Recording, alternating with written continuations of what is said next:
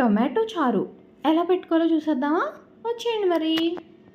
Tomatoes clean చేసుకుని cut చేసుకుని అందులో కొంచెం వాటర్, సాల్ట్, పసుపు, కొంచెం చింతపండు వేసుకుని ఉడికించుకోవాలి. 4 to 5 విజిల్స్ రావాలన్నమాట. మన ఛానల్లో మ్యాక్సిమం ఓల్డ్ అమ్మమ్మ, నానమ్మ కాలం నాటి రెసిపీసే ఉంటాయండి.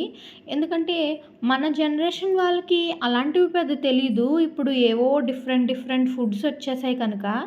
సో మన ఛానల్ యొక్క మెయిన్ థీమ్ ఏంటంటే అలాంటి ఐటమ్స్ని ఈ కాలం పిల్లలకి ఇంట్రడ్యూస్ చేయడం. ఉడికిపోయిన తర్వాత దాన్ని స్మాష్ చేసుకోవాలండి పప్పుగుత్తితో. ఆ తర్వాత వాటర్ ఉంచుకుని పల్ప్ అంతా తీసుకుని మిక్సీ జార్లో వేసుకుని గ్రైండ్ చేసుకోవాలి.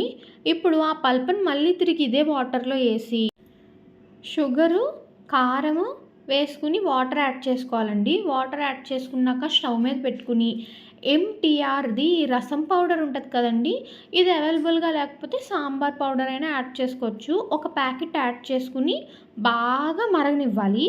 కొరియాండర్ యాడ్ చేసిన క్లిప్ అనేది మిస్ అయిపోయిందండి. కొరియాండర్ కూడా యాడ్ చేసుకోవాలి. ఇప్పుడు పోపు పెట్టేసుకుందాం.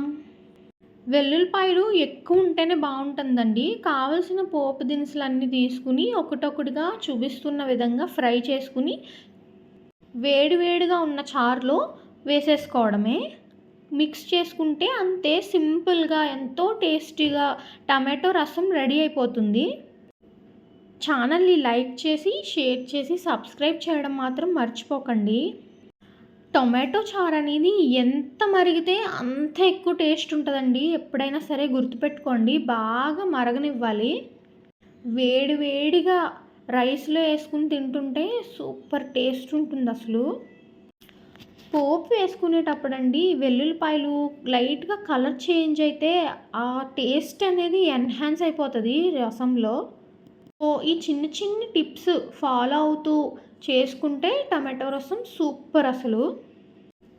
అన్నం చూసారా అండి ఎంత పొత్తులా ఉందో? ఇది మన ఇంట్లో ఆడించుకున్న రైస్ అండి. అంతే, ఇందులో వేడివేడిగా చారు పోసుకుని టమాటో రసం తినేయడమే, సింపుల్.